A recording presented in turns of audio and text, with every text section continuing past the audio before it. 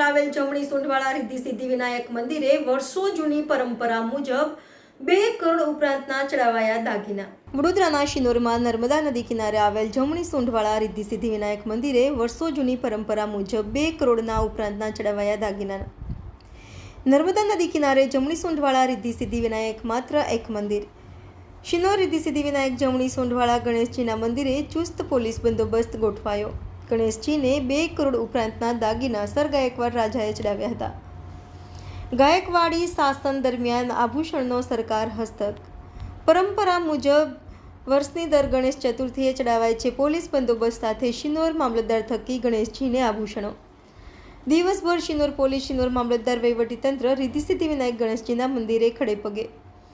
રિદ્ધિ સિદ્ધિ વિનાયક ગણેશજીના મંદિરે મહાઆરતી કર્યા બાદ સરકાર હસ્તકના આભૂષણો સરકાર કસ્ટડીમાં મુકાશે. રિપોર્ટર કુણાલ દરજી, YNN ન્યૂઝ, શિનોર.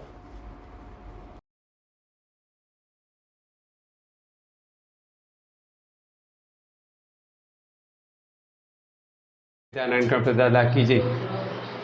નર્મદા તટ ઉપર અમરકંટકથી ભરૂચ સુધીને જમણી સૂંઢના આ એક જ સિદ્ધિવિનાયક ગજાનન ગણપતિ મહારાજ છે. ગાયકવાડ સરકારના સમયના દરમિયાન અહીંયા આગળ આ ગણપતિ મંદિર હજારો વર્ષ જૂનું આ મંદિર છે.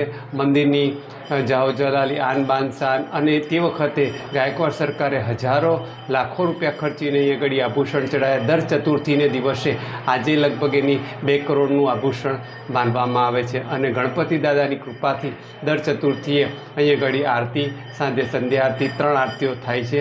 અને મા નર્મદાની કૃપા, ગણેશજીની કૃપા સદાય બધા પર રહે એવી શુભકામના સાથે. હા, અહીંયા પોલીસ બંદોબસ્ત પણ. શિનોર તાલુકામાં નર્મદા નદીના કિનારે સિદ્ધિવિનાયક મંદિર આવેલું છે. તે મંદિરમાં ગાયકવાડી સમયથી ઘરેણાં ચડાવવામાં આવે છે. તે ઘરેણાં આજે ગણપતિ દાદાને એ જ પરંપરા પ્રમાણે ચડાવી અને પોલીસ તંત્ર તથા વહીવટી તંત્ર ખડે પગે હાજર છે. તમારું નામ શું? BM પંડ્યા, નાયબ મામલતદાર, Shinor. Subscribe now and press the bell icon. Never miss an update.